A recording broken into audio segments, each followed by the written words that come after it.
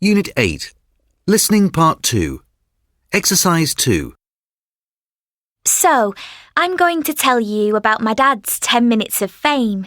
It was when he starred on a TV show a few years ago, and it happened like this. The family had a small shop just round the corner from where we live, and one day my aunt was working there on her own when a TV producer just happened to walk in and ask her if she'd like to take part in this quiz show called The Big Question. That was a big show, you remember, when we were small kids.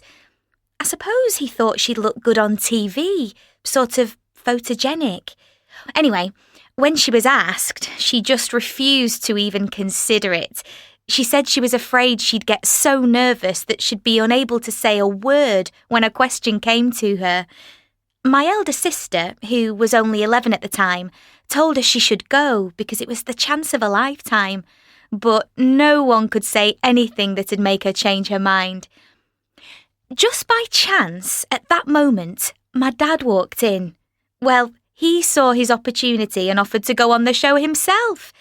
Anyway, the producer agreed, and a couple of weeks later, my father took a hired car, because ours was very old, and he drove to the TV studios. I don't think he trusted the trains to arrive on time, but I reckon there must have been quite a chance he'd get stuck in traffic. You know what it's like round London. Well, anyway, when he got there, he suddenly realised that he'd left his tie behind, so he had to ask the producer if they'd got a spare one at the studio he could borrow. Anyway, he was told he didn't need one, or a jacket for that matter either. Oh, and I forgot to say, he didn't really study for the show, by reading encyclopedias and so on. In fact, I don't think we've ever had an encyclopedia in the house, though I did suggest buying one for the occasion. I suppose he could have gone online, but as far as I know, he didn't. He told me later that the only thing he'd done was what he always did in the evening, which was read the popular press that we hadn't sold during the day and pick up lots of trivial facts. Anyway, later what he told me was that before the show, he stood around with the other participants in somewhere called the Green Room, where they chatted to each other and were given something to eat and drink, and they got to know each other a bit. My dad felt a bit intimidated, I think, because the other competitors seemed very confident and looked really keen. My dad was expecting them to be doctors or lawyers or something, but in fact, although one of the women really was a university lecturer, the others were a bus driver and somebody who worked in a bank, so quite a mixture.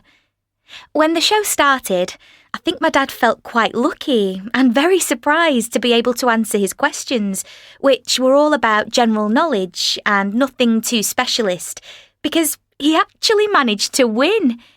Anyway, he did the show, which was recorded, and all of us were longing to see him in it, especially as we knew he'd won. We thought it'd be broadcast like the following week, so it'd be really up to date, but in fact, it came on nearly 2 months later, and we almost missed it, because we'd almost forgotten about it by then. But it was good, because for weeks after, people were stopping my dad in the street and saying, "Didn't I see you on The Big Question?" Finally, though, my dad didn't become a millionaire or come home in a sports car, unfortunately. But he did win a big television with a wide screen. We've still got it at home, and it's great for the football. And a big fluffy elephant, which he gave to me. They were pretty impressive prizes for us then. Well, for me, because I was still quite small. So, that was my dad's 10 minutes of fame. I wonder what mine'll be.